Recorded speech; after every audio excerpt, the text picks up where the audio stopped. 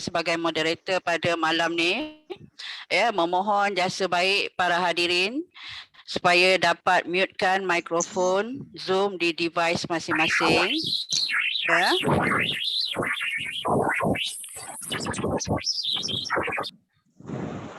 Okey, mohon juga pada 10 minit terakhir sebelum program ini berakhir untuk mengisi Google Form kehadiran yang akan di-upload dalam chat Zoom oleh Cikgu Syuba.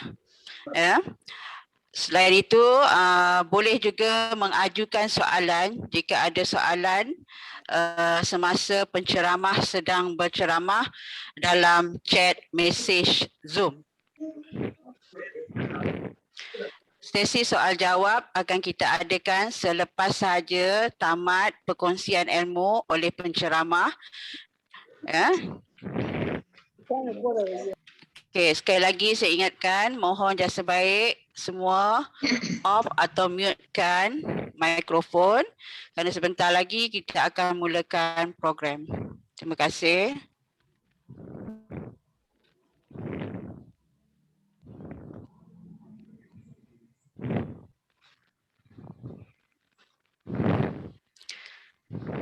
Bismillahirrahmanirrahim. Di alam maya kita bersua, subur budaya cinta yang mekar. Lafaz bismillah pembuka bicara, salam dihulur, berkat ikhtiar.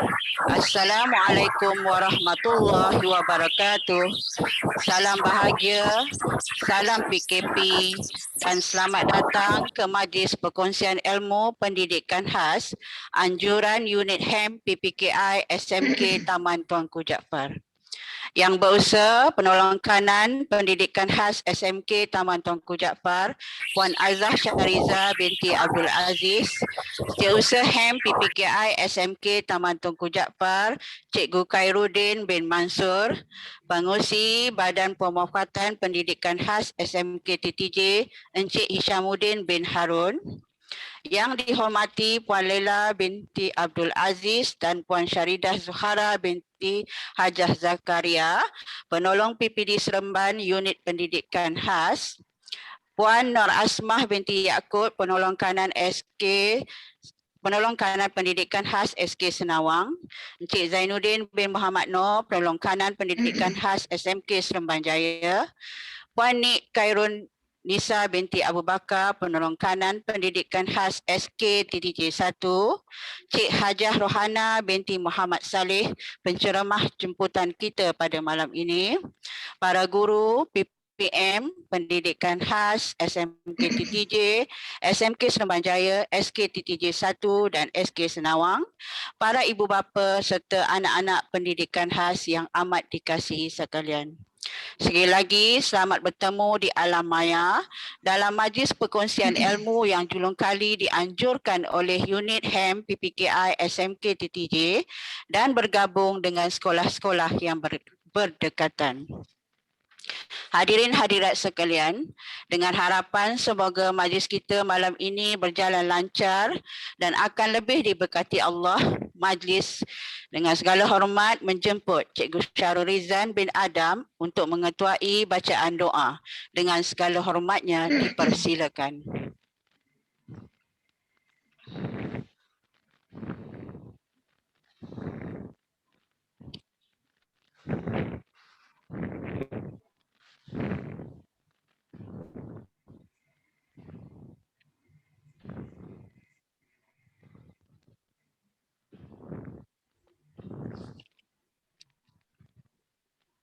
Test mic. Ya, clear. Bismillahirrahmanirrahim. Assalamualaikum warahmatullahi wabarakatuh. Sebelum kita sama-sama mengaminkan doa, membaca doa, marilah kita sama-sama menghadiahkan surah Al-Fatihah kepada bekas rakan kita, pederakan kita, Puan Suzaina binti Osman, bekas guru penolong kanan Curriculum SMK Taman Jaafar yang telah kembali ke Matullah pada hari ini. Ila rutan Nabi Mustafa Muhammad Rasulullah sallallahu alaihi wasallam wa ila arwaka fatil mu'minin wal mu'minat khususan li ruhi Suzaina binti Osman syai'un lillah Fatihah. Bismillahirrahmanirrahim. Alhamdulillahirabbil alamin. Wassalatu wassalamu ala asyrafil anbiya wal mursalin wa ala alihi wa sahbihi ajma'in. Ya Allah, ya Tuhan kami, hanya padamu saja kami panjangkan kesyukuran atas segala rahmat dan berkat-Mu. Bersempena dengan program cabaran terjaya, murid berkeperluan khas, kami memohon inayah dan taufik-Mu. Kurniakanlah kesejahteraan dan kebahagiaan kepada kami. Bukakanlah hati-hati kami, lapangkanlah dada kami, supaya kami dapat mengisi ilmu dan pengetahuan yang berguna untuk agama, bangsa dan negara. Ya Allah, Ya Rahman, Ya Rahim, kami memohon kepadamu agar Engkau berkatilah majlis ini dengan limpahan rahmat-Mu. Semoga segala usaha kami dalam menjayakan majlis ini mendapat keredaan-Mu dan hidayah-Mu. Sesungguhnya pada hari ini kami berkumpul kerana-Mu, Ya Allah. Kami berkumpul untuk menerima ilmu, bertukar pendapat, menyumbangkan buah fikiran, menghubungkan silaturahim dan memberi sokongan ke arah meningkatkan lagi prestasi kami. Ya Allah, Ya Zal Jalali wal Ikram, kami memohon kekuatan dari kehadrat-Mu, Ya Allah, supaya kami hadir pada hari ini agar kami dapat melaksanakan segala kebajikan, dan kami mohon perlindungan dengan Engkau daripada melakukan keburukan. Ya Allah, kurniakanlah kepada kami kekayaan ilmu pengetahuan dan hiasilah diri kami dengan sifat lemah lembut, serta muliakanlah kami dengan ketakwaan dan indahkanlah diri kami dengan kesihatan. Rabbana zalamna anfusana wa in lam taghfir lana wa tarhamna lanakunanna minal khasirin. Rabbana la tuzigh qulubana ba'da idh hadaytana wa hab lana min ladunka rahmatan innaka antal wahhab. Rabbana atina fid dunya hasanah wa fil akhirati hasanatan wa qina azabannar. وقنا عذاب النار وقنا عذاب النار وصلى الله على سيدنا محمد وعلى آله وصحبه وسلم سبحان ربك رب العزة عما يصفون والسلام على المرسلين والحمد لله رب العالمين. Amin, amin ya rabbal alamin. Terima kasih Cikgu Syahrul Rizan bin Adam atas bacaan doa itu tadi.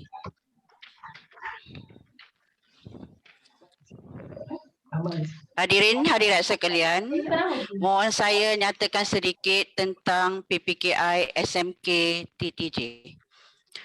Kami mempunyai jumlah murid seramai 56 orang setakat ini. Jumlah guru 9 orang termasuk penolong kanan pendidikan khas kami.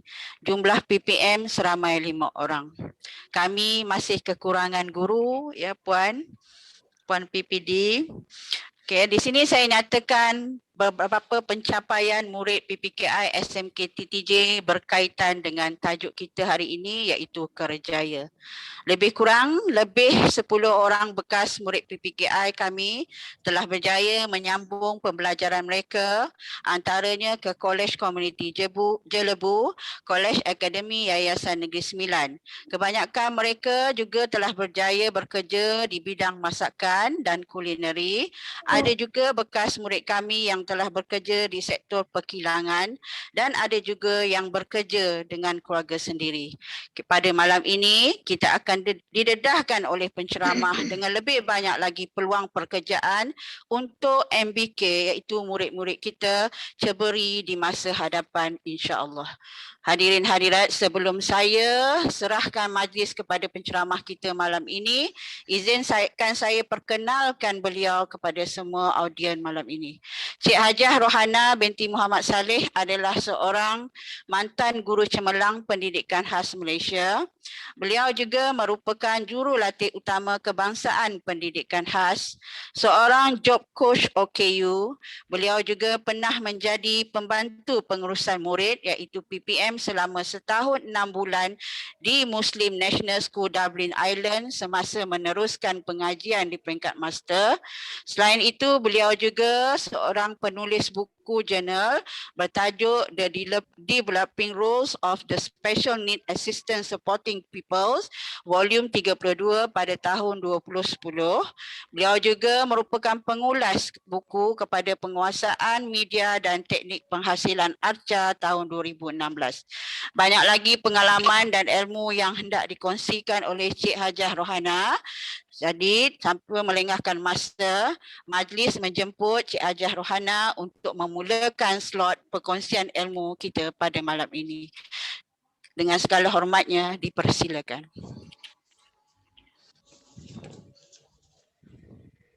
Baik, terima kasih. Assalamualaikum warahmatullahi taala wabarakatuh dan salam sejahtera kepada semua hadirin. Yang pertama sekali saya ingin mengucapkan terima kasih kepada penganjur kerana telah sudi menjemput saya untuk berkongsi ilmu mengenai cabaran kerjaya MBK. Sebenarnya waktu yang diberi kepada saya ialah 40 minit, tapi saya akan cuba compactkan sebab saya akan berikan yang penting-penting ataupun yang perlu diketahui sebagai overview ataupun pandangan secara keseluruhan, sebab sebenarnya banyak bahagian yang perlu diketahui. Baik, terima kasih kepada Puan Sabariah. Baik, saya serta klip ini ya.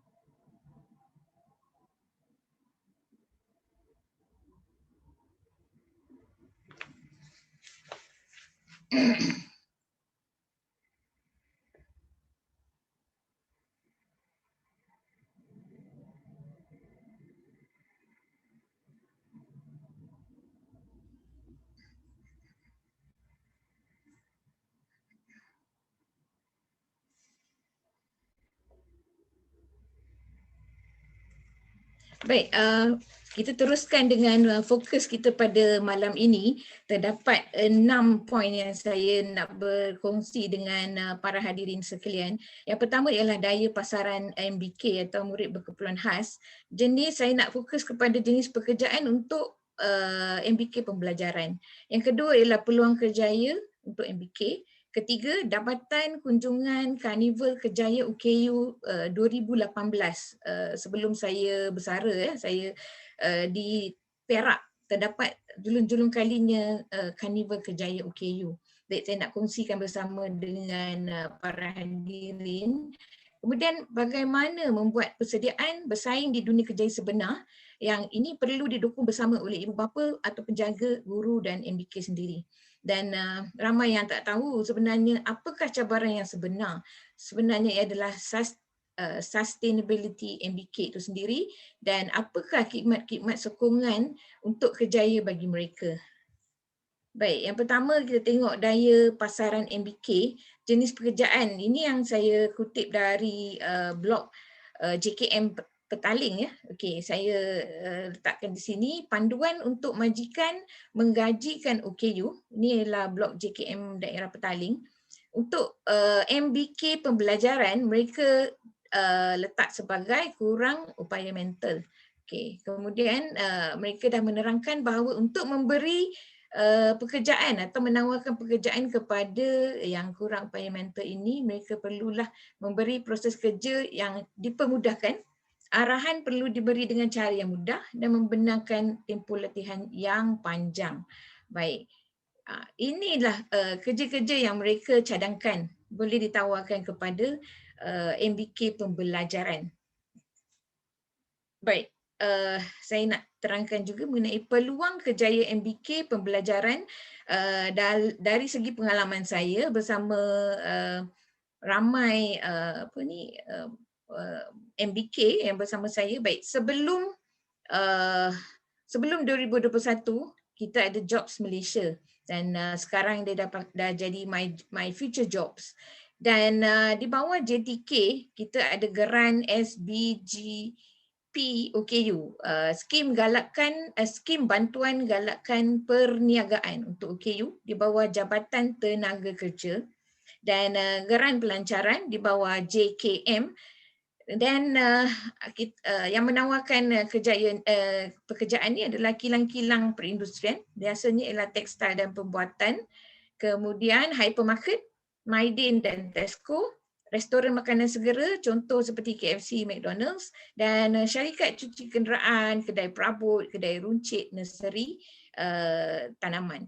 Baik, sehingga sekarang saya dapati mereka masih lagi menawarkan pekerjaan ini kepada MBK pembelajaran. Baik, saya nak berkongsi mengenai perbezaan. Ramai yang tak faham apa itu geran JTK. Mungkin ada yang sudah pernah mendapat geran ini, ada yang belum ya. Baik, untuk geran JTK Jabatan Tenaga Kerja ni, yang SBGP OKU tadi, MBK mesti ada perniagaan sendiri sebelum dia memohon geran, dan dia boleh secara individu atau berpasukan, dan bukti ini adalah sijil SSM yang ada nama mereka, maknanya mereka lah pemilik syarikat itu. Kemudian OKU boleh bergerak secara individu atau dengan OKU lain. Tapi di sini bezanya ialah gaji atau keuntungan tidak tetap dan ada risiko. Sebagai contoh, sekarang saya ada peserta persatuan saya adalah Setiausaha Persatuan Pembangunan Ekonomi Monetar Perak. Peserta saya OKU, dia ada risiko kerana perniagaan tidak boleh dijalankan sekarang disebabkan oleh PKP. Jadi bila dia bekerja sendiri, dia ada risiko yang tinggi lah. Kemudian perlu modal yang tinggi atau kewangan, tapi yang bagusnya kuranglah dieksploitasi. Baik. Berbanding dengan pekerjaan lain seperti bekerja di kilang dan sebagainya, OKU akan bekerja dengan staf aliran perdana.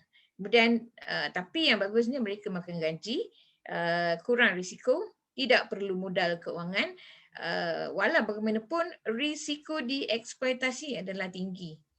Saya bagi contoh, pekerja di restoran, adalah restoran makanan segera. Saya pernah melihat ya, mereka terpaksa bekerja. Saya tengok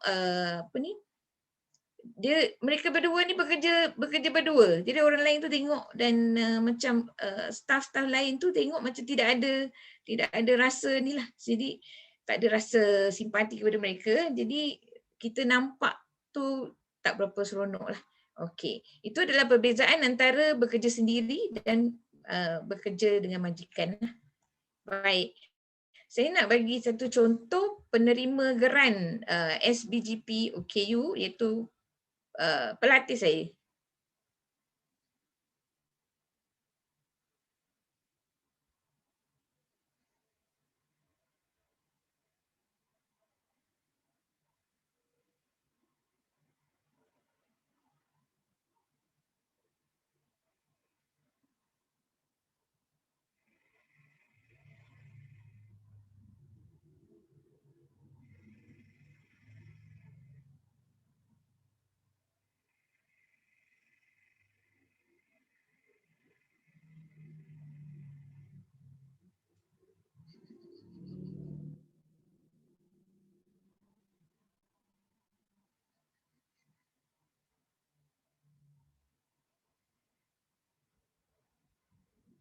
Baik, ini ialah penerima geran SBGP OKU.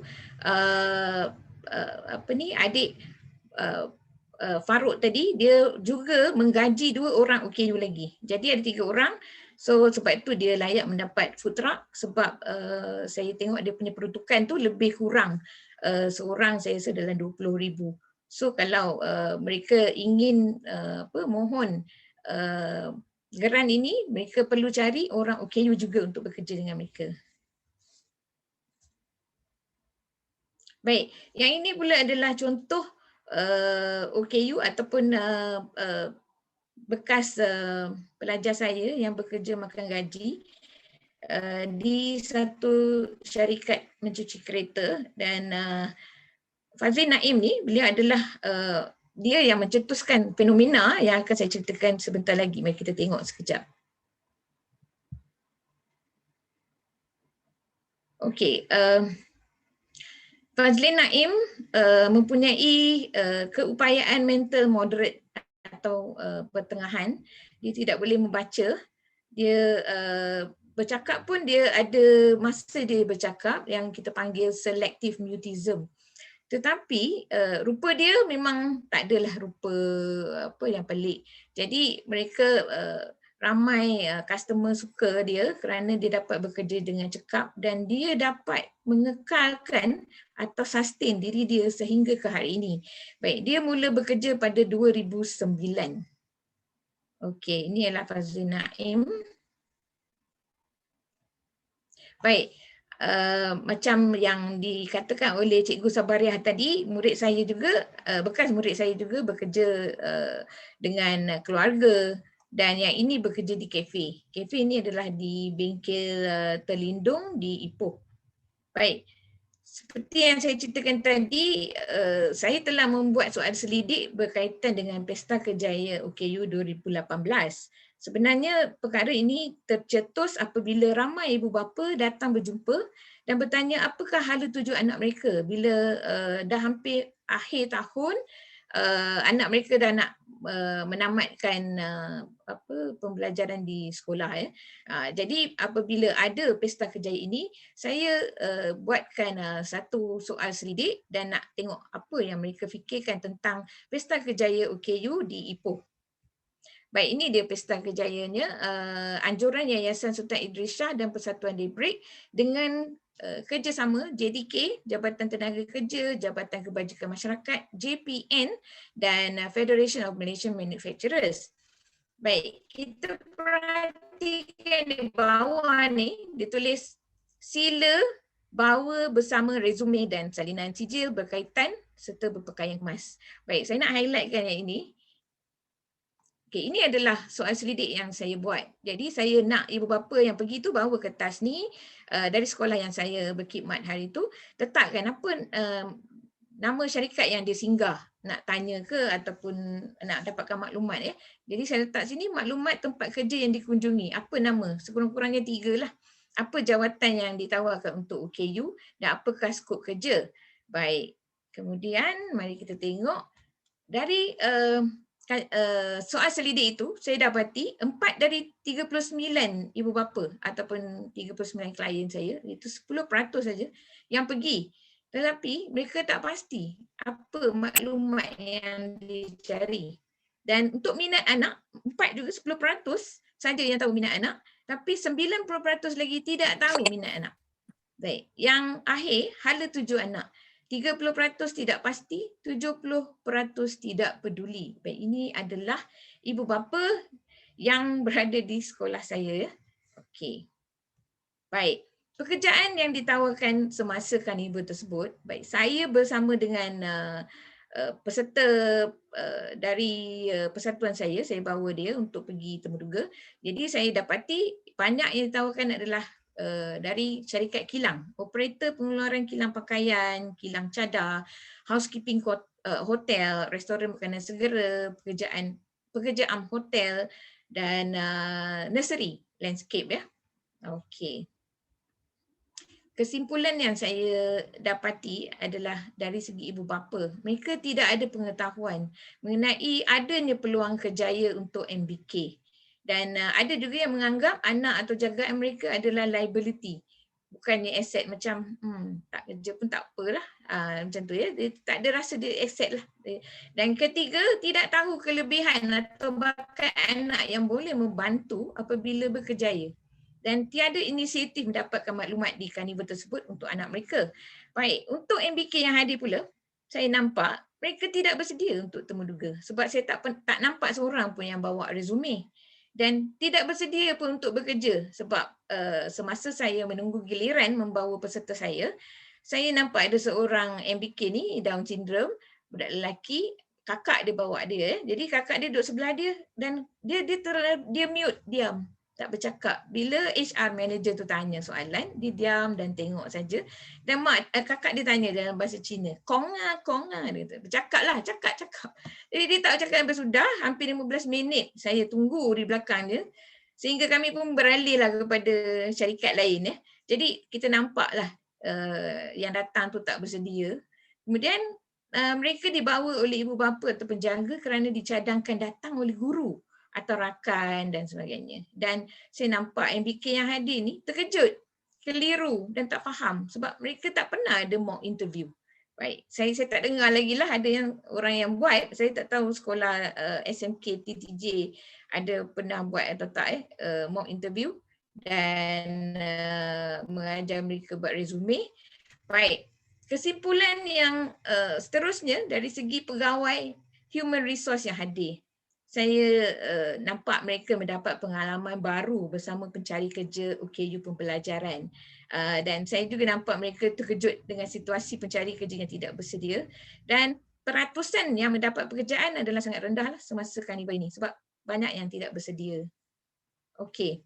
Tapi berita baiknya adalah hasil temuduga peserta persatuan saya atau PPEWP, peserta boleh menjawab semua soalan penemuduga dengan yakin.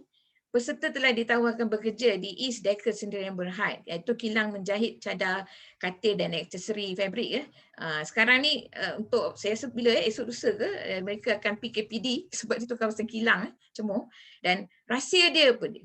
Rahsia adalah dia membawa resume bersamanya dan dia boleh berinteraksi dengan baik dan yakin kerana telah melalui beberapa siri mock interview. Okay, itu adalah antara rahsia kenapa dia diterima bekerja.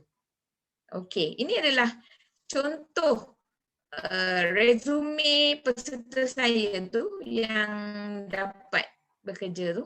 Dia sangat benda yang kami letak sangat simple, iaitu latar belakang, kemahiran atau keupayaan, pengalaman, pendidikan, kemahiran ICT dia dan rujukan. Siapa yang perlu HR manager ni rujuk? Okay, di sini saya letak rujukan adalah saya lah. Saya adalah setuser dan job coach dia. Dan seorang lagi adalah guru di sekolah yang terakhir dia, yang biasa dengan dia, dan latar belakang dia. Jadi kita ceritakan tentang sekiranya dia pernah ada kemahiran masak contoh, tapi di sini dia ada kemahiran menjahit, apakah kemahiran yang dia boleh, latar belakang dia apa yang dia buat, dia minat apa. Kemudian kemahiran keupayaan dia kita letak 3 saja. Bahasa Malaysia, komunikasi dan matematik. Sebab benda-benda yang ini dia perlu tahu sedikit, bukannya nak perlu kira banyak ya. Okey. Jadi pengalaman pun dia cerita di mana dia bekerja sekarang ataupun dia pernah buat latihan di mana. Baik. Seterusnya, ini adalah contoh, saya tunjuk sikit sajalah. Contoh PDP, mock interview yang saya lakukan di sekolah sebelum saya bersara. Ini adalah disebabkan ada, saya pun baru buat benda ni pada tahun 2018 kerana saya dapati bila ada peluang pekerjaan dari syarikat-syarikat kepada OKU, mereka perlukan benda-benda ni. Jadi saya perlu sediakan dengan murid-murid saya dengan kemahiran ini. Baik, kita dengar sikit lah, saya akan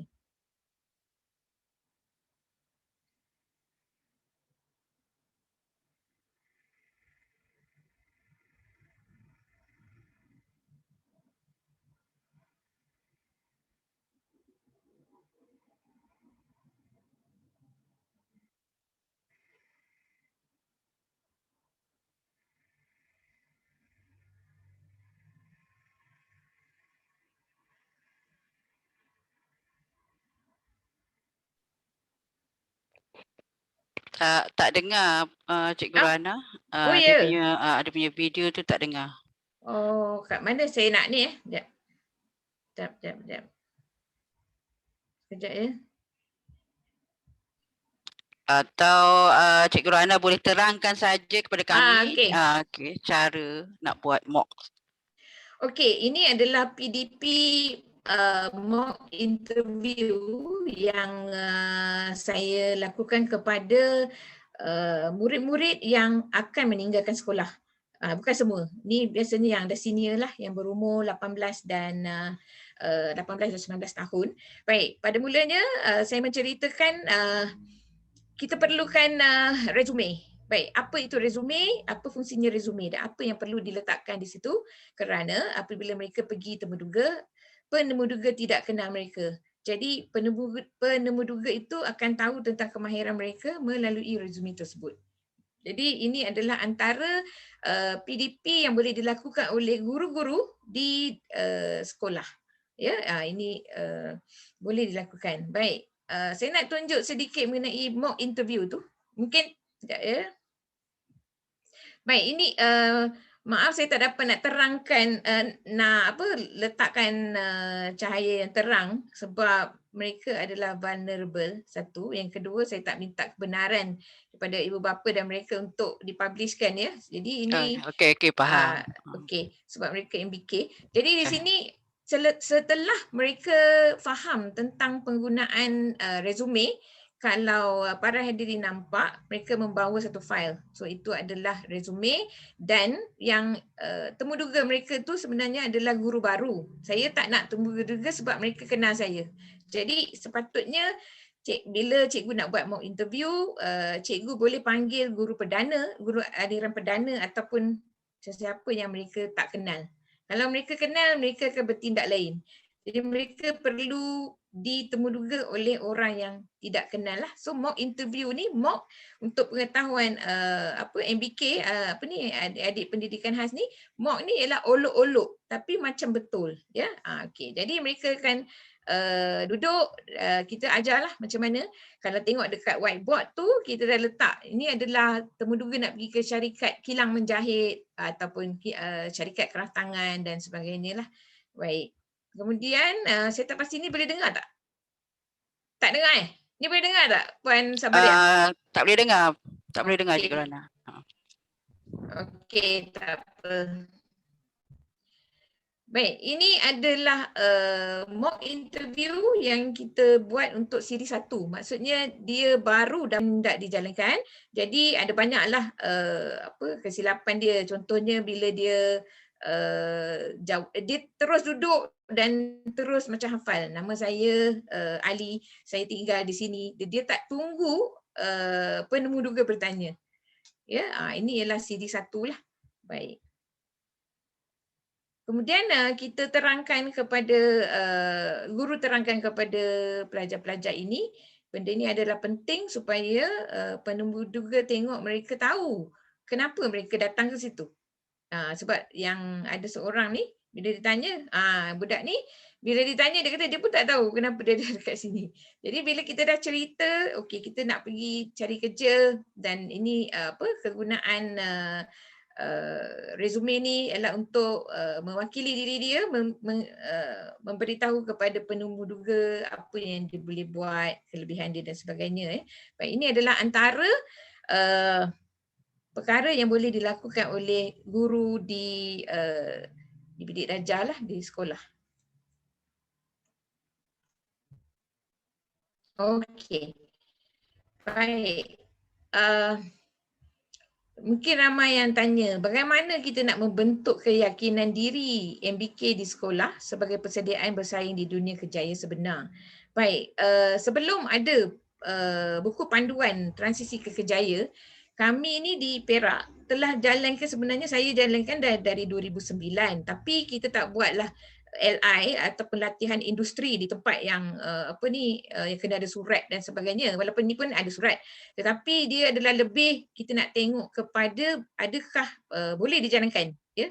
Okey, pertama kami membentuk modul kerjaya iaitu simulasi tempat kerja sebenar tapi di PPKI. Kemudian kami berkolaborasi dengan pelbagai pihak. Maksudnya ini adalah untuk kita pergi ke kononnya latihan industri lah, ya. Okey, kemudian ikut manual prosedur kerja, catat alih dari modul yang kita buat di sini. Kemudian barulah persediaan latihan industri dan ini bersama guru. Kita tak lepas ke murid, kita bersama guru. Dan akhir kita buat penilaian dan analisa laporan yang kita dapat daripada apa yang kita dah buat. Maknanya adakah adakah ia berjaya atau tak berjaya. Jika tak berjaya, kita baikilah kat mana yang tak okey. Baik, saya nak kongsi apa yang saya buat di sekolah saya dulu pada tahun ini lama dah ya, 2009. Baik, kenapa kami buat ini? Sebab bermulanya kes Naim ni adalah bekas murid saya yang bekerja sebagai pencuci kereta tadi. Dialah yang mewujudkan modul simulasi tempat kerja di PPKI. Baik, isu yang kita nampak di tempat kerja dia yang sebenar ialah dia akan menangis apabila tiba jam 1 tengah hari. Baik, kemudian dia akan mencampakkan peralatan yang dipegang apabila melihat abangnya datang. Abang datang nak ambil dia balik ya. Dan dia tidak mahu makan bersama rakan kerja pada waktu rehat dan juga dia nak balik, dia nak datang bekerja setiap hari walaupun hari cuti dia ialah hari Ahad. Baik, saya dapat maklumat ni dari penyelia dan apabila sesuatu yang berlaku kepada Naim di tempat kerja, penyelia tu akan telefon saya. Jadi saya terpaksa pergi ke bengkel, ke tempat cuci kereta untuk melihat apa yang saya boleh bantu. Sama juga dengan ibu dia, apabila dia nak pergi kerja juga pada hari Ahad, ibu dia akan telefon saya lah, cikgu nak buat macam mana dan sebagainya. Baik, kita tengok di sini, mengapa kejadian tadi? Okey, saya dapati dia menangis apabila pada pukul 1 tengah hari kerana jam 1 tengah hari ialah rutin Naim pulang dari sekolah ke rumah. Dan tiada latihan industri sebelum Naim bekerja di tempat sebenar. Kemudian tiada latihan mengenai cara organisasi bengkel yang intensif. Maksudnya penyimpanan peralatan. Sebab tu bila dia tengah pegang vacuum cleaner, dia campak vacuum cleaner dan berlari menurut kepada abang ni.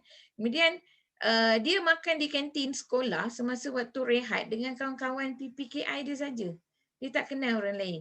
Kemudian Naim ni tidak faham konsep berkejaya atau bekerja di mana ada hari bekerja dan ada hari cuti. Dan soft skill tidak diterapkan semasa mencuci kereta di PPKI. Dan mereka kira, okay, berapa biji kereta kita boleh cuci hari ini. Yang macam itulah lebih kurang. Ya. Jadi tak, benda-benda ni tidak diterapkan. Baik. Oleh kerana itu, saya membuat, ini dipanggil manual and jigs. Jika adalah cikgu-cikgu yang pergi kursus job coach. Manual and jigs ni adalah macam ABM lah ataupun alat peralatan untuk memudahkan dia. Jadi untuk dia faham tentang bila hari cuti, bila hari bekerja dan bila waktu makan, saya perlu buat satu jadual untuk seminggu kepada dia dan letak semua ada gambar dia. Kalau para hadirin tengok, dia cuci kereta ni gambar dia di sekolah. Ni dia. Jadi dia nampaklah kalau saya letak gambar kartun dia tak faham. Ya, sebab dia moderate mental retardation. Kemudian waktu rehat pukul berapa makan. Dia mesti ada gambar dia makan.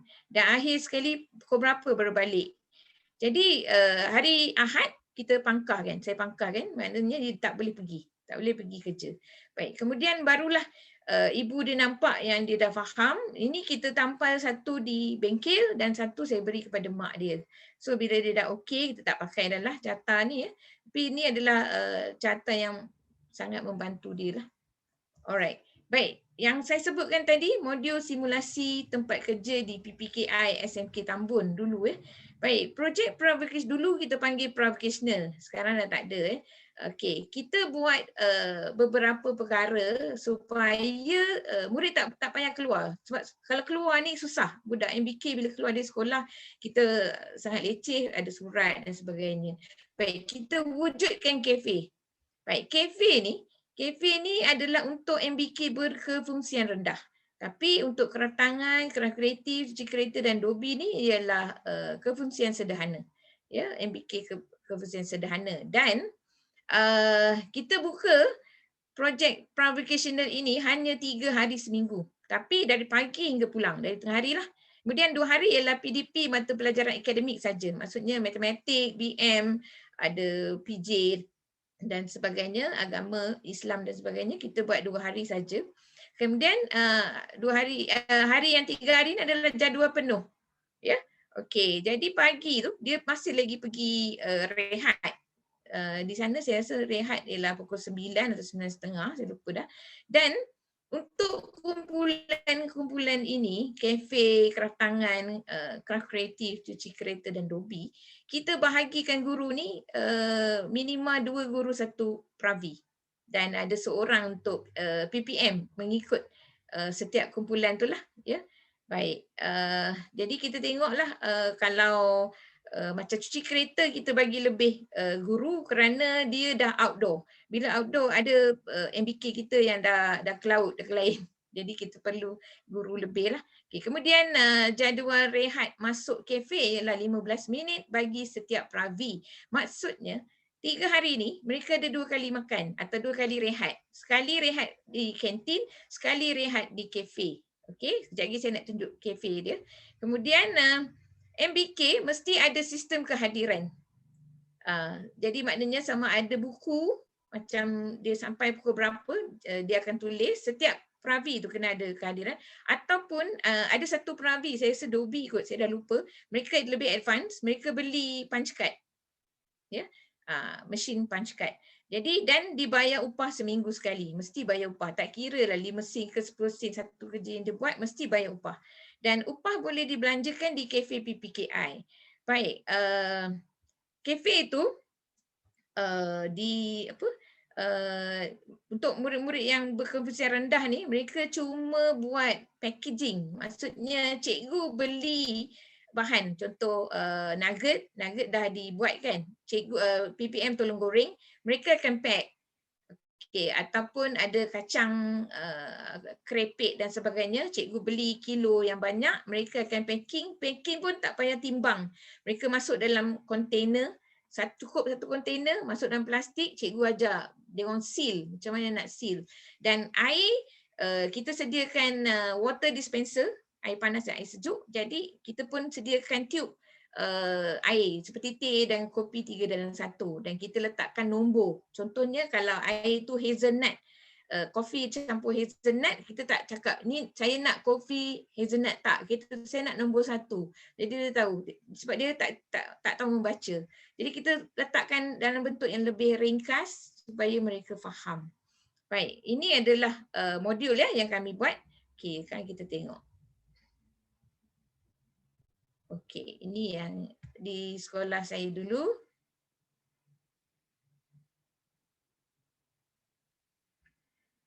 Baik, ini ada kemahiran-kemahirannya. Kita ada organisasi bengkel, buku kedatangan. Ini semua adalah ahli, adalah MBK. Okey, buku kedatangan. Output berapa dihasilkan. Ini produk dia.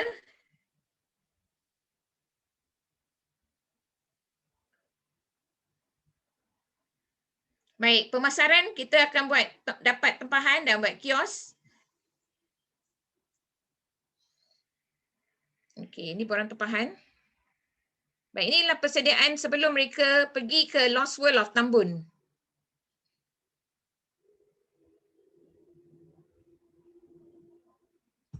Baik, kami memikirkan untuk pergi tempat yang paling dekat, iaitu Lost World of Tambun, di mana jarak antara SMK Tambun hanyalah lebih kurang 5 minit. Ya, orang kata kalau nak berlari pun boleh sampai. Jadi kita buat MOU dengan pengurus Lost World of Tambun. Mereka tidak mengenakan apa-apa charge. Kami berasa sangat lega sebab mereka bagi kami duduk di sana untuk waktu cuti sekolah dan Sabtu Ahad. Baik, sekejap ya.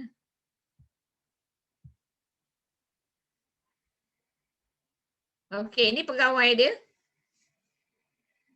Kita melawat tapak dulu. Okey, ini adalah hari pertama.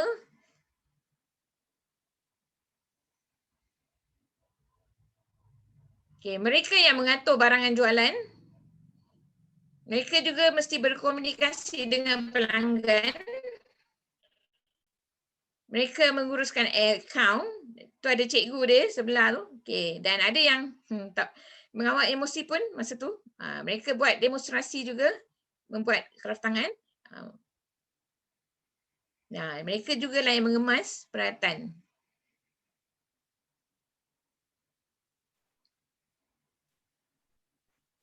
So mereka datang mengikut shift.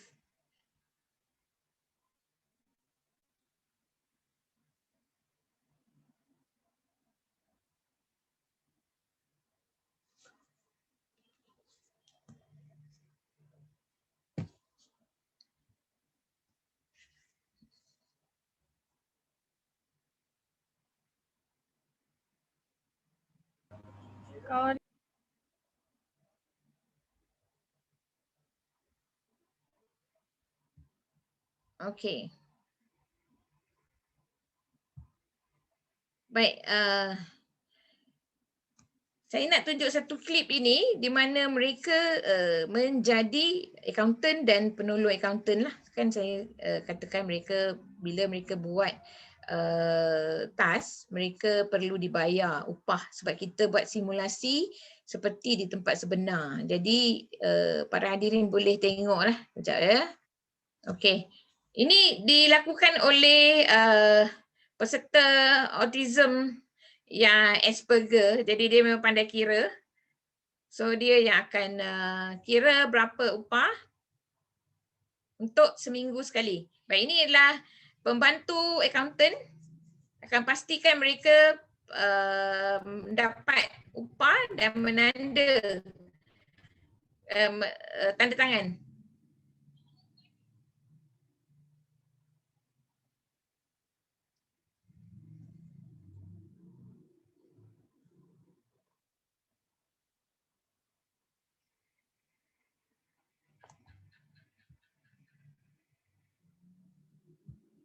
Okey, baik.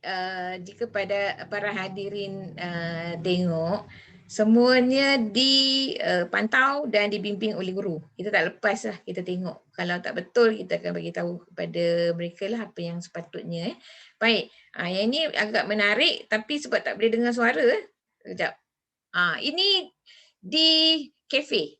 Baik, ini adalah kafenya dan murid ini adalah murid berkefasihan rendah. Dia tak boleh cakap. Sebenarnya dia selective mutism. Dia pilih bila dia nak cakap. Dekat rumah dia cakap. Dekat sekolah dia tak cakap. Jadi dia kena entertain orang-orang yang datang untuk, kan saya kata 15 minit tu satu pravi akan datang berehat di kafe ini. Tidak kira sama ada mereka ada wang, mereka dah makan ke tak makan, tak kisah. Mereka kena duduk lepak di sini sebab mereka mesti tahu ini adalah waktu rehat. Sebab apa yang kami belajar dari kes Naim tadi, dia tak tahu itu adalah waktu rehat. Jadi kita nak ajar mereka dalam bekerja ada waktu rehat. Okey ya, kita tengok.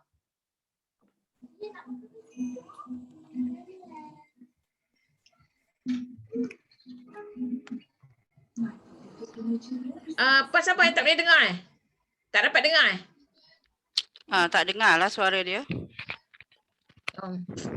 Tak apa dah. Baik. Kita tengok je. Lalu saya ceritakan.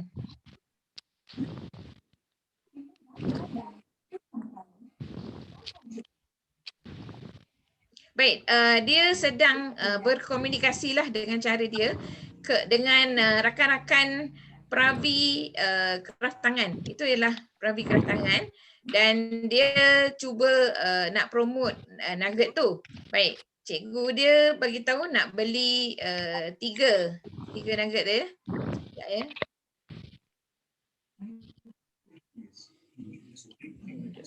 Okey, ini adalah cikgu dia.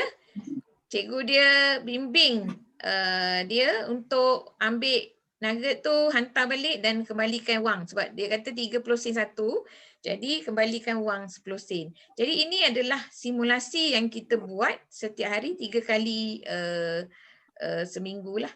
Jadi semasa pagi tu bila,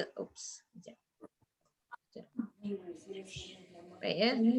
Okey, bila waktu pagi sebelum waktu mereka masuk yang 15 minit tu, itulah waktu MBK keputusan rendah ni buat kerja-kerja untuk persediaan kafe dibuka. Baik. Persediaannya yang saya sebutkan tadi, MBK, ibu bapa, guru dan adik-beradik. Baik, guru kita dah tahu di sekolah, tapi ramai ibu bapa yang tak perasan sebenarnya adik-beradik ni mainkan peranan yang sangat penting dalam membantu MBK ni untuk berkejaya. Baik, yang paling penting tips yang saya nak beritahu dekat ibu bapa penjaga perlulah realistik. Sebab saya di sekolah semasa saya mengajar dulu, saya adalah dikirakan guru peripatetik, iaitu guru yang menghubungkan murid ni dengan kalau ada masalah tentang kefungsian dan sebagainya, saya akan bantu. Jadi ibu bapa ni mempunyai cita-cita yang sangat tinggi untuk anak. Mereka tak cek, tak semak pun apa yang anak mereka boleh buat dan sebagainya. Dan mereka haruslah proaktif sebab tak boleh mengharapkan sekolah semua. Memang cikgu, saya memang tabik lah, cikgu sangat-sangat cikgu sangat bekerja keras untuk membantu, tetapi ibu bapa perlu proaktif. Kadang-kadang ada benda-benda tertentu boleh browse dalam internet dan cek ya tentang ni. Kemudian ibu bapa perlu jujur pada diri sendiri bahawa kalau kita macam tahu ada benda-benda tertentu yang kita dah tertinggal untuk anak kita, kita boleh go stand balik lah dan dapatkan bantuan. Sekejap lagi saya tunjuk kepada untuk MBK ini, kerana semakin dia membesar, jika kita tak bantu dia, bila dia dah 19 tahun, ia adalah terlalu lambat. Ya, ramai ibu bapa yang bersikap begini, dia macam dia biar, macam dia hantar dekat daycare center, hantar, lepas tu bila balik. Dan bila kita kata, "Cik, anak cik ni perlu macam ni. Oh, ya ke? Tapi dia tak pernah pun mendapatkan khidmat sokongan untuk MBK ni supaya mereka ni lebih berpotensi lah dalam masa akan datang. Dan satu lagi, perlu jaga amanah lah sebab mereka ni adalah amanah MBK ni. Baik, seterusnya. Saya ada pengalaman bersama dengan MBK yang adik-beradiknya tidak mahu membantu dia lah. Contohnya, macam saya kata di sini, ibu bapa perlu bermuzakarah dengan adik-beradik lain. Dan bukannya pada umur dia 19 tahun. Muzakarah ini perlu dijalankan lebih awal kerana ibu bapa boleh pergi bila-bila masa saja. Dan saya pernah melihat seorang peserta saya yang mendapat emotional behaviour disturbance, EBD, ataupun kemurungan dan suka mengamuk lah, sebab ibu dia telah meninggal dunia disebabkan oleh kanser.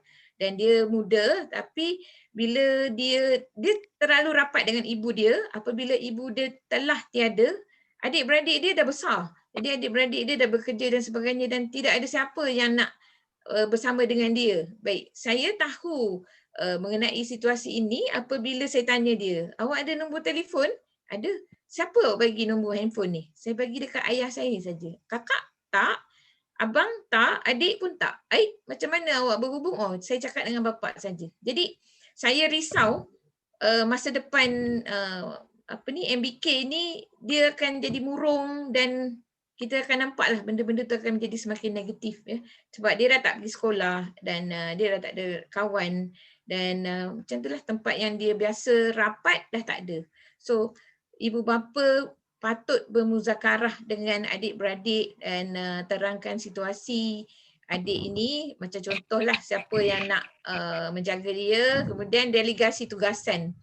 Maksudnya kalaulah dia perlu pergi ke satu tempat tu untuk bekerja, bapa tu sibuk, kena bagilah tugasan, maknanya abang hantar ke, balik kakak ambil ke, dan dia mesti ada teman rapat.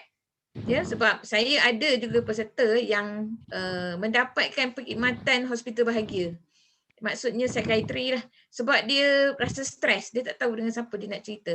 Kemudian ada mentor-mentee, maksudnya dia suka tiru MBK ni suka meniru. Jadi kalau boleh dapatkan salah seorang daripada adik-beradik dia untuk rapat dan boleh tiru. Dan satu lagi, adik-beradik mesti ada rasa empati lah kepada MBK. Barulah saya rasa dia ni lebih seronok untuk bekerja sebab dia ada orang yang dia nak sembang bila dia balik dari kerja dan sebagainya. Baik, yang ni tak payah cerita banyak kot guru-guru. Sekarang dah ada buku panduan transisi ke kerjaya. Saya pun dah bagi soft copy pada Puan Sabah. Nanti boleh dapatkan. Kemudian yang paling penting lah, masa saya dulu adalah AJK untuk buat ataupun panel lah untuk buat RPI. Kami dah kira buat cantik lah, ada bahagian-bahagian kekerjaya dan sebagainya. Sekarang saya tengok dah tak ada. Okey, tak apa. Jadi cikgu perlu kesan potensi MBK ni. Apa potensi dia? Mesti ada sikit. Tak kira lah apa dia. Dan cari punca yang menghalang potensi dia. Kalau kita dah tahu punca dia, baru kita tahu macam mana nak buat intervensi. Kemudian mesti berkolaborasi dengan ibu bapa, maksudnya jangan kita buat sendiri. Kita bersama-sama dengan ibu bapa supaya ibu bapa boleh menyambungnya di rumah. Bila peraturan tu sama di sekolah dengan di rumah, MBK ni akan fikir, oh tak boleh main-main. Maknanya kena ikutlah, dua-dua sama, peraturan ni sama. Kemudian kita mulakan intervensi melalui RPI. Dan kolaborasi dengan agensi berkaitan, tak payah besar-besar lah, yang dekat-dekat pun dah bagus. Kemudian nilai semula melalui pelaporan RPI. Ini adalah, saya rasa cikgu dah pakar dah bahagian ni. Baik, yang saya sebutkan tadi cabaran sebenar MBK. Ini yang membuat kita berasa susah hati. Kalau tuan-tuan dan puan tengok dalam web JKM pun dia tulis sustainability pengekalan bekerja OKU selama 6 bulan, dia tulis tu. So maksudnya mereka ni perlu banyak dapat sokongan. Kalau tak mereka ada masalah. Baik, kenapa saya tulis campur epilepsi? Mereka MBK pembelajaran.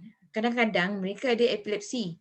Bila mereka ada epilepsi, bila mereka diterima bekerja di restoran makanan segera lah contoh ya, mereka supervisor tak tahu mereka ada epilepsi. Ini pernah berlaku kepada salah seorang di bekas pelajar saya. Dia datang mengadu, saya kena goreng fries. Lepas tu dia kata saya ada epilepsi, saya ada sawan. Kenapa tak cakap dekat supervisor? Dia kata kalau saya cakap nanti macam dia tak nak reveal, dia tak nak bagi tahu yang dia ada benda-benda tu. Jadi benda-benda ni sangat membahayakan mereka lah. So kita kesian lah. Kemudian selective mutism. Memang di rumah kita tengok dia bercakap memang pandai. Tapi bila pergi tempat kerja ke atau pergi tempat lain dia tak mau bercakap. Baik. Ataupun dia ada EBD, Emotional Behavior Disturbance. Dia macam pelajar lain tapi kita tak nampak yang hidden tu. Tapi bila berlaku sesuatu di mana supervisor tu telefon, baru kita tahu, alamak, dia ni rupanya ada benda ni. Masa kat sekolah kita tak nampak. Baik, saya nak cerita mengenai OCD. Saya tak tahu ibu bapa ada ke tak ada anak yang ada OCD, tapi saya ada anak murid saya yang sekarang ni peserta di PPWP. Obsessive compulsive disorder ni, dia macam orang yang sangat perfect. Maksudnya dia tak boleh tengok satu benda tu tak okey. Okey, contohlah tempat saya ni adalah tempat jahitan. Baik, peserta ni dapat diterima bekerja di satu kilang stokin di Ipoh. Tapi saya tak tahu cerita sebab dia dah independent, dia boleh pergi sendiri. Tiba-tiba toke tu tag saya. Dia kata, saya minta maaf, boleh tak bagi tahu dekat peserta you, saya terpaksa terminate dia sebab dekat tempat kerja dia tak perform, di mana kerja yang sepatutnya 2 jam, dia buat lebih pada 4 jam. Ya, saya terfikir, kenapa dia jadi macam tu? Sebab kalau depan saya dan depan tenaga pengajar lain di persatuan, dia okey je. Rupanya, di tempat dia tak suka tempat tak suka ada nampak sampah atau benang-benang dan sebagainya, dia akan kutip dekat kilang tu. Dia kutip bagi kemas. Jadi bila dia nak siap kerja dia? Dia ialah OCD.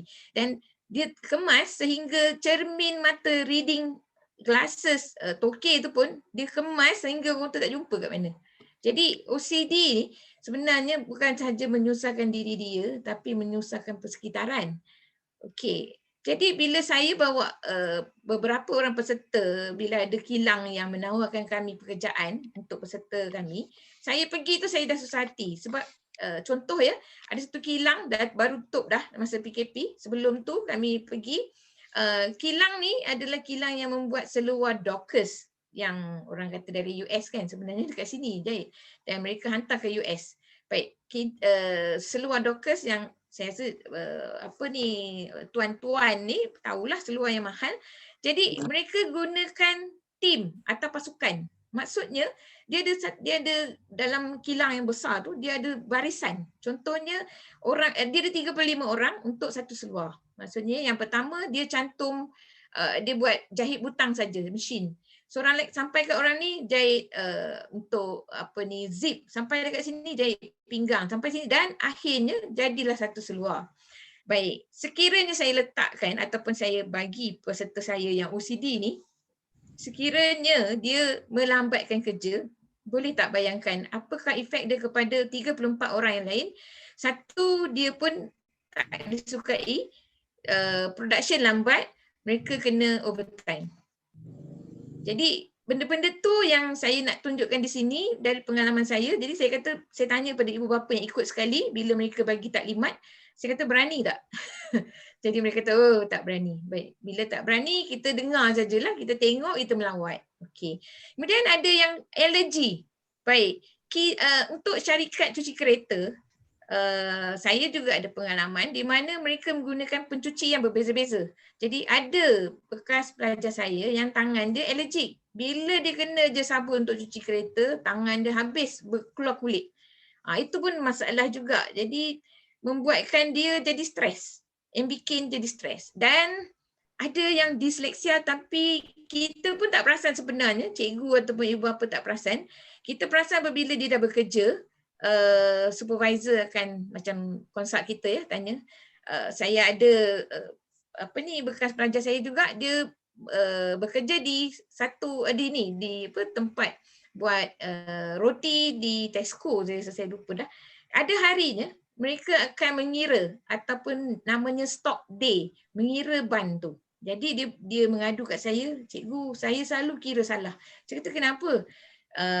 Bila sampai 40 saya dah lupa dah, 41 ke 42 ke balik 41. Jadi saya terpaksa fikir macam mana nak mudahkan cara dia. Baik, saya bagi dia counter yang kita macam naik Air Asia tu, stewardess tu, dia kira orang dalam kapal terbang kan, dia tak sebut, dia tak. Baik, dia kira tu sebab apa? Mungkin dia malu, dia tak nak buat. Saya kata bila ada orang yang naik kapal terbang tanya, seat saya nombor ni dekat mana? Kalau dia kira, dia dah lupa kan, dia kan kira di depan. Jadi sebab tu dia pakai counter, saya kata. Jadi bila jadi begitu, dia rasa lega sikit. Sebab dia kata dia nampaklah supervisor tu macam intai masa dia kira. Saya kata tak apalah, janji awak kira dengan betul. Dan ada macam-macam lah benda yang lain. So inilah sebenarnya cabaran sebenar MBK untuk dia kekal dengan pekerjaan A tu, satu-satu pekerjaan dia dah kerja tu. Dan kita perlu bantu dia untuk kekal. Dan sebab itulah JKM ada tulis. Saya rasa nanti lepas ni tuan-tuan dan perempuan boleh browse kat JKM, dia ada tulis tu. Pengekalan 6 bulan. Lepas tu dah tak kerja. Sebab benda-benda ni lah dia tak dapat nak mengatasi dan dia tak tahu macam mana nak mengatasi dan dengan siapa dia nak cakap. Baik, sekarang ni siapa kan yang boleh membantu? Okey, saya nak kongsi. Ada dua yang boleh membantu. Yang pertama ialah job coach. Baik, saya ada CJ job coach tetapi saya tidak membantu orang yang saya tak kenal lah. Saya bantukan murid-murid saya. Jadi saya tak pergi ke JKM untuk daftar untuk mendapatkan bayaran RM900 tu. Jadi untuk pengetahuan tuan-tuan dan perempuan, sekiranya anak tuan-tuan dan perempuan dapat pekerjaan yang ada majikan, tuan-tuan dan perempuan boleh memohon perkhidmatan job coach ini. Baik, job coach ini adalah percuma kepada MBK dan allowance untuk job coach itu akan dibayar oleh JKM. Dan maksimum untuk bantu mereka adalah 60 jam saja seorang KU ya. Baik, ini adalah apa tugas dia lah. So, okey, saya nak tunjuk cepat. Baik, inilah dia punya brosur. Brosur ni pun saya dah bagi pada Puan Sabaria, nanti boleh tengok tentang apa tu perkhidmatan job coach daripada JKM dan apa yang dia buat lah, membantu dan sebagainya. Okey, baik. Satu lagi ialah KPM. Baik, seperti saya ceritakan tadi, ada MBK yang ada masalah-masalah lain yang kita tak perasan sebab bila mereka membesar, tuan-tuan dan perempuan perlu tahu anak tuan-tuan dan perempuan bila berumur 18 tahun ke atas ada ketikanya mereka ada perubahan hormon, ya. Yang ini ketara biasanya umur 19 20 ada perubahan hormon. Baik, perubahan hormon ni membuatkan mereka macam tak tentu hala. Jadi ada murid saya lah yang terbaring dekat tepi jalan sehingga kena dibawa masuk ward. Dia tak boleh nak release, dia pun tak tahu kenapa benda-benda tu terjadi. Jadi sekiranya tuan-tuan ibu bapa perasan nak ada perubahan kepada diri dia, macam dia rasa stres dan sebagainya, perlu dapatkan khidmat sokongan yang percuma daripada KPM. Baik, saya dah check di laman web. Untuk Negeri Sembilan tak ada, Perak ada. Jadi yang paling dekat ialah Putrajaya dan Melaka. So inilah 3PK. Mereka ada ahli psikologi, terapi cara kerja, terapi pertuturan, audiologi dan sebagainya lah. Tapi kalau tuan-tuan dan perempuan nak pergi ke hospital terus pun boleh juga di bahagian pediatrik lah. Okey. Baik, ini adalah cara mereka bantu personel daripada 3PK, Pusat Perkhidmatan Pendidikan Khas, ya. Dia ada banyak, kadang-kadang ada anak kita ada masalah cara kerja, macam tangan keras nak pegang macam ni tak boleh, okey kita boleh bawa. Dan mereka buat program intervensi atau rehabilitasi.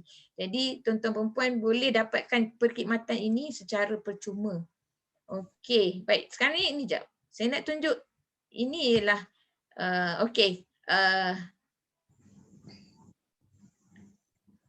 Inilah bantuan saya kepada murid ni.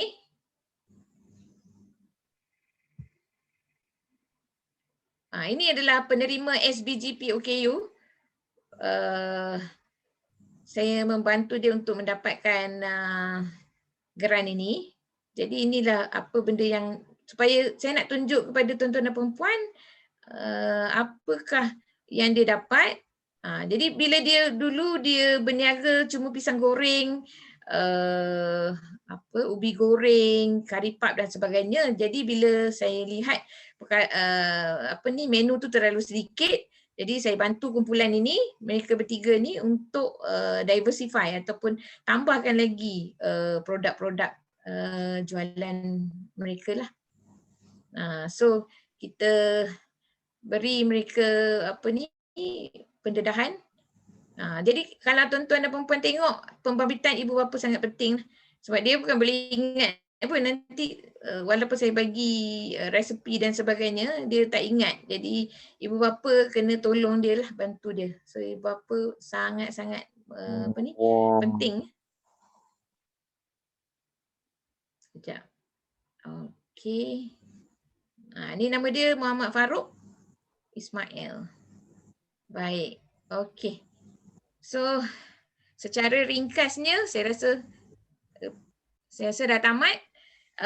So itu adalah overview ataupun secara apa kita panggil keseluruhan mengenai ruang lingkup untuk kerjaya MBK yang saya alami lah dan yang saya ketahui buat masa ini. Baik, saya rasa itu saja presentation saya mengenai cabaran kerjaya MBK. Jadi saya serahkan kepada Puan Sabaria. Okay, terima kasih Cik Hajah Rohana. Okay, sekarang kita buka sesi untuk soal jawab kepada semua peserta, terutama kepada ibu bapa, ataupun kepada guru, boleh bertanya kepada Puan Rohana dan Puan Rohana boleh cuba menjawab. InsyaAllah. Okey. Okey, ada apa-apa soalan daripada ibu bapa? Boleh on mic kalau nak bertanya. Jangan berebut-rebut. Satu lagi apa? Okey, Girita Mam nak bertanya ke? Dah ups tu. Okey, boleh buka mic Mama Girita. Selamat sejahtera, Cikgu. Okey, selamat sejahtera, Cikgu? selamat malam. Ya, boleh terus kepada penceramah kita ya. Saya nak tanya tentang extra class tuition is any available at Negeri Sembilan Senawang. Tuition tambahan sebab saya tak akan macam tadi cikgu tadi terangkan ibu bapa memainkan peranan penting. Tapi saya tak bersama dengan anak saya. Saya ada kerja saya. So saya at extra like tuition, any available center you can recognize to me. Puan Rana, Cik Rohana, saya tolong jawabkan ya. Mada kepada Girita, buat masa sekarang ni extra tuition, kalau untuk student arus perdana pun personal tuition mereka tak akan datang sebab kita PKP. Sebab saya punya personal teacher tuition untuk anak saya pun tak datang. So apa yang kita buat di PDPR tu saya rasa kalau di SMK TTJ PPKI dah lebih daripada mencukupi. Kerana setiap guru ya dalam semua subjek akan memberi latihan sekurang-kurangnya dalam 2 atau 3 bentuk latihan. Kalau anak kita buat ikuti GM dan buat latihan saya rasa tidak mendatangkan apa-apa kececeran lah kepada anak kita buat masa sekarang. Kita lebih soalan lebih kita tumpukan kepada bagaimana kita nak menghadapi cabaran untuk anak-anak kita berkerjaya selepas dia bersekolah nanti. Sebab ramai anak kita yang telah berusia lebih daripada ada anak murid kita dah 18 tahun, ada 15, ada 16. Jadi masa untuk mereka tu tidak lama lagi. Jadi boleh bertanya soalan kepada penceramah. Penceramah boleh jawab. Okey, sama-sama. Terima kasih. Okey, ada sesiapa lagi yang ingin bertanya soalan? Parents ataupun guru sekalipun PPM? Ataupun ada murid yang nak bertanya soalan?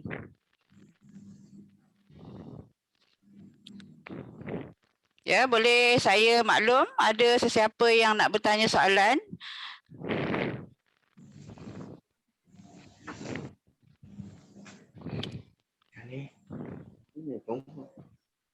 Ada ke? Cikgu-cikgu? Ada yang nak bertanya soalan?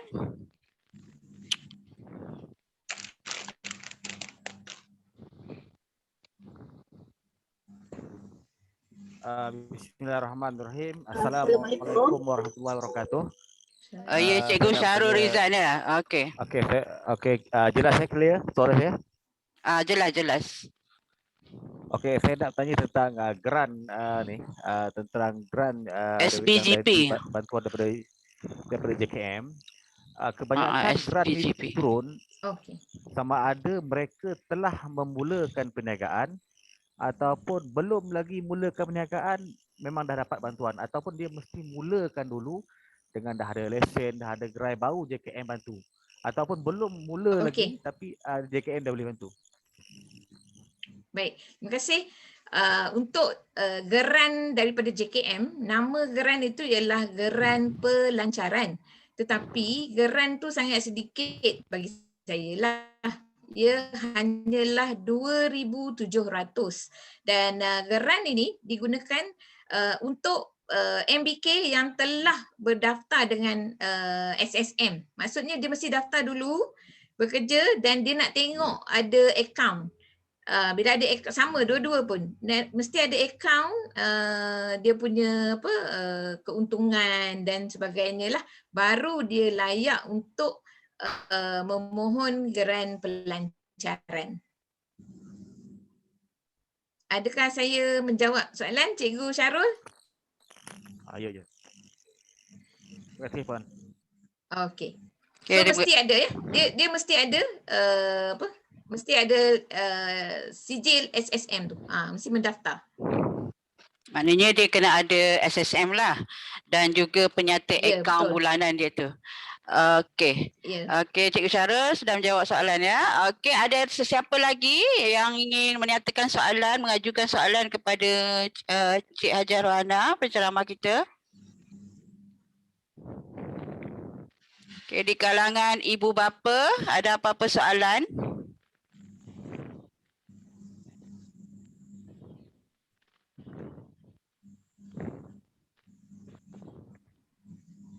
Okey. Jika tak ada soalan, tiada soalan ke? Semua faham?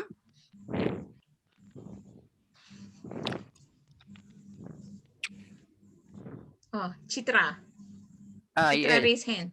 Okey, Saya Citra. nak tanya, Ya. macam ni kalau anak-anak ni mereka nak melanjutkan pelajaran ke college macam tu, macam mana ya college yang ditawarkan untuk mereka tu? Okey. Kalau untuk college sebenarnya ada banyak. Biasanya saya cadangkan tak perlu mohon college yang jauh daripada kawasan tempat tinggal. Tak Puan, saya Contoh, tanya ada college government yang sekolah akan tawarkan ke mengikut Oh, ada. prestasi mereka? Ya, yang ditawarkan oleh Kementerian Pendidikan buat masa sekarang ialah sekolah pendidikan khas, sekolah vocational pendidikan khas untuk vocational. Contohnya di Negeri Sembilan, kat mana yang dekat ya? Saya tak pasti. Di Kuantan. Ada satu di Kuantan. Nama dia Sekolah Menengah Pendidikan Khas. Vocational. Okey, dia ada, saya ada 3 saja, 4. Satu di Johor, di Kulai Johor, di Gambang saya rasa, di Kuantan, satu lagi di Shah Alam dan satu lagi di Merbuk Kedah. Tetapi khusus ini yang ditawarkan ni adalah khusus-khusus yang sangat spesifik lah. Maknanya dia dah tawarkan, contohnya kalau jahitan, dia bagi jahitan pakaian wanita, jahitan pakaian lelaki. Dia bukan macam kita boleh pilih apa-apalah. Jadi kemudian dia ada khusus pembantu chef dan sebagainya lah. Ada juga dobi. Dan sebagainya. Puan boleh cek dari laman web KPM saya rasa. Okey. Ada. Okey Puan, college ni kita kena apply melalui sekolah ke? Sekolah akan membantu ke Puan? Ya, saya rasa sekolah akan membantu. Macam mana Puan Sabaria? Sekolah saya dulu. Ya, sekolah akan bantu. Tapi untuk pengetahuan Puan, untuk pelajar yang layak ke kolej tu, dia kena ada kesediaan syarat-syarat tertentu tu lah. Ya.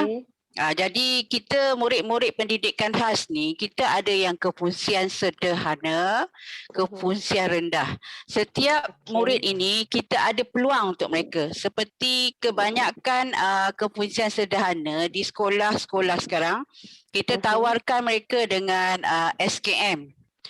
Ya, CJ kemahiran sekarang macam SMK TTJ, kita penyediaan dan pembuatan makanan. Kelas Bitara tu adalah murid dia. Dan untuk masuk ke kelas tu pun ada syarat-syarat tertentu. Jadi untuk MBK kefungsian rendah, mereka masih ada peluang. Sebab itulah malam ni kami buka peluang ni supaya parent dapat gambaran daripada yang penerangan Cik Hajar Rohana tadi. Sebab kita jangan macam Cik Hajar Rohana cakap tadi, kita jangan letak satu persep yang tinggi untuk anak kita seperti pelajar arus perdana. Sedangkan anak kita juga adalah aset. Aset maknanya dia boleh menyumbang kepada diri dia dan kepada orang lain untuk masa depan dia. Maknanya dia boleh memiliki pekerjaan, tetapi pekerjaan yang bersesuaian dengan dia. Dan yang tadilah yang Cik Hajar Rohana cerita tadi kan adalah gambaran kepada ibu bapa. Dan risau, semua slide ni kami akan kongsi dalam grup parents PPKI. Okey Puan. Okey, terima kasih. Okey Puan, thank you. Okey, terima kasih. Ya, ada apa-apa soalan lagi daripada ibu bapa, guru, PPM, murid sendiri?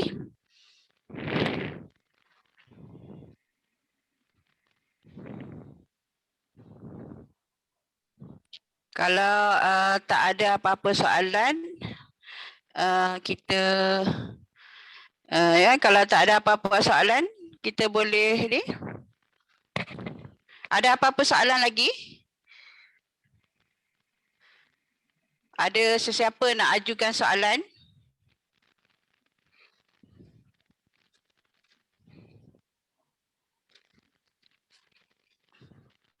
Okey, kalau tiada soalan, saya ingatkan Puan Cikgu Syuba telah meletakkan dalam chat, ruangan chat ya, Google Form untuk kehadiran malam ni.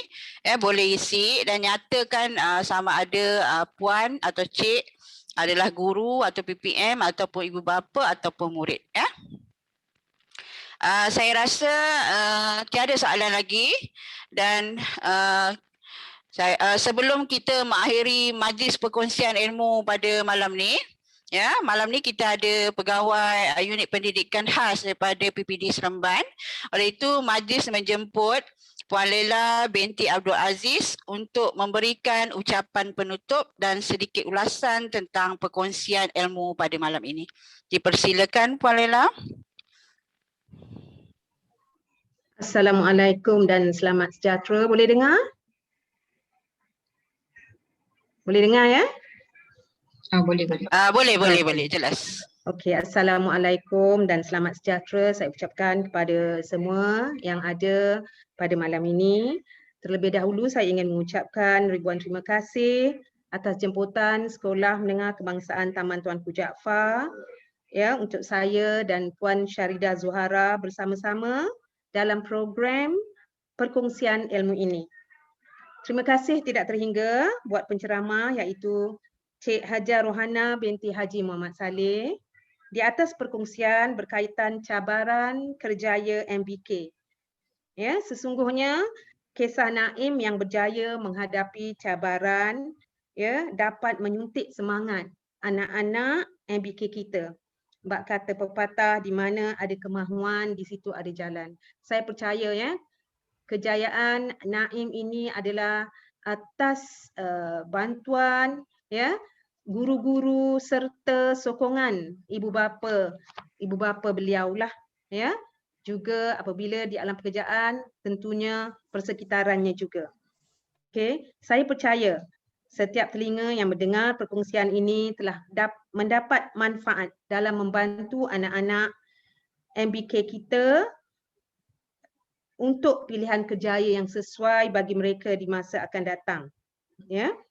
Bagi 3 buah sekolah yang menyertai iaitu Sekolah Menengah Kebangsaan Seremban Jaya, SK Senawang serta SK Taman Tuanku Jaafar, saya ucapkan syabas dan tahniah ya kerana perkongsian ini sememangnya dapat memberi peluang dan pendedahan kepada sama ada guru, ibu bapa maupun murid. Walaupun mereka masih lagi dalam sekolah rendah ya, ini adalah satu persediaan lah buat mereka. Untuk ibu bapa, terima kasih atas sokongan tuan-tuan dan puan-puan semua. Ya, tadi saya dapat ya mendengar ya Cik Hajar Rohana menekankan tentang pembabit ibu bapa itu sangat penting, sangat bermakna. Ya, kisah anak pelajar kita yang yang bergantung harap pada bapanya apabila adik-beradik tidak memainkan peranan ya, kita harap kita tidaklah begitu ya. Apabila kita mendengar ya, kita melihat itu adalah sesuatu yang menyedihkanlah ya. Okey, untuk saya kira apa yang telah disampaikan oleh Cik Hajar Rohana sememangnya sesuatu yang sangat berguna untuk kita semua pada malam ini. Okey, berkaitan kekurangan guru ya, saya selitkan sedikit ya di SMK Taman Tuanku Jaafar. Perkara ini sememangnya adalah dalam pengetahuan pihak PPD maupun JPN. Namun begitu buat masa ini kita sememangnya tidak ada bekalan guru ataupun lebihan guru dari mana-mana sekolah untuk digerakkan. Kita berharap ya dalam ya, kerajaan pun ada ya 18,000 lebih ya guru yang akan disuntik. Kita berharap kita akan dapatlah ya, dan sememangnya kita akan segerakanlah untuk sekolah menengah taman Tuanku Jaafar, kerana kita tahu bilangan pelajarnya yang sangat ramai, kelas yang banyak ya. Kita berdoalah agar ianya akan menjadi kenyataan. Saya kira itu saja dari pihak saya ya. Dan saya mengucapkan sekali lagi terima kasih kepada pihak sekolah, juga Cik Rohana, Cik Hajar Rohana binti Muhammad Saleh khususnya. Okey, terima kasih. Assalamualaikum.